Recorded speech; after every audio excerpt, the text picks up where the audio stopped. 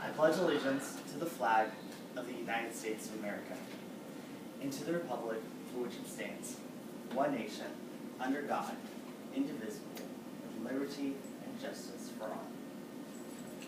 Now, if you ever attended public school in your lifetime, you would have very fond memories of saying the Pledge of Allegiance every day at school. And for me, going to public schools, we had to say the Pledge of Allegiance, and it was followed by a moment of silence. In that moment of silence, we could do three things. The first thing was to reflect. We could reflect about our morning that we just had, either be thinking about the crazy things that just happened previously, or we could be thinking about and reflecting about the day we're going to have in the future. The next option was just to fall silent during that moment of silence. And you can make that silence to honor people such as veterans or memorable people that might have passed away in previous years. And the third option was to pray silently. And that's the option I chose. In this prayer, I would pray for solutions for the many tests that I was about to experience that day, as well as I would pray for my family and wishing them the very best for their crazy days, as well as I would pray for my community and for the people around me who are standing near me at this moment of silence, and for the globe, and for them, the globe, and all the people in the nation to find solutions to their problems. I think that prayer should be a regular activity in public schools today. Being a member of St. Luke's Lutheran Church, I have firsthand experience of what a positive effects could happen when you pray with a large group of people. Prayer could also have added benefits to anyone who is willing to try. Benefits that could help them through any problem that they were facing, or benefits to know that there was always something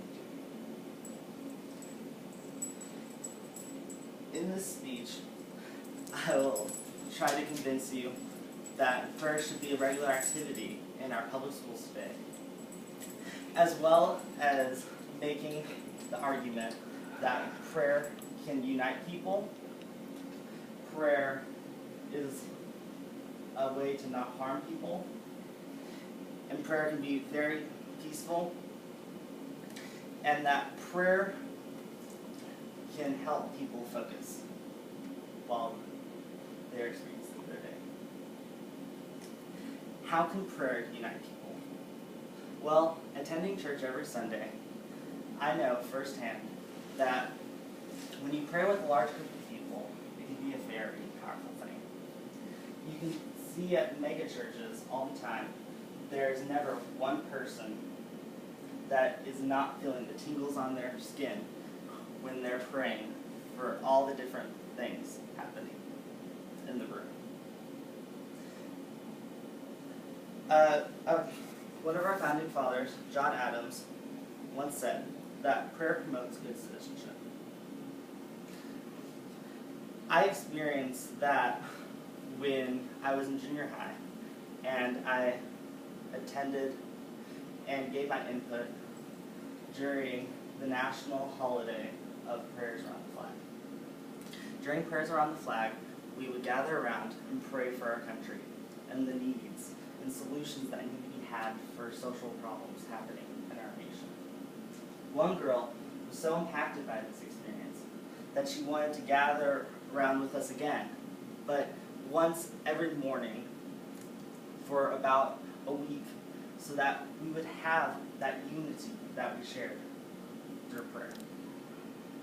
Imagine if we were able to pray when we had extracurricular activities such as band or football. Or maybe we could pray all together for our class for A's on a test, just to give us the self-confidence to move on. Prayer is one of those things in school that doesn't have to be harmful. It's meant for encouragement.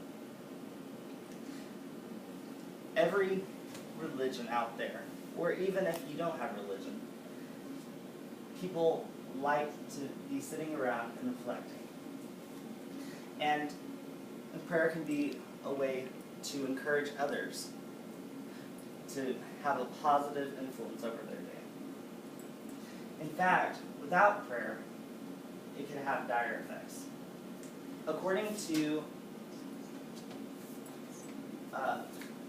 the Secretary of Education, William Bennett, revealed in his studies, in his cultural indexes, that the years of 1960 through 1990, divorce doubled, teenage pregnancy went up to 200%, teen suicide increased by 300%, and violent crime went up to 500%.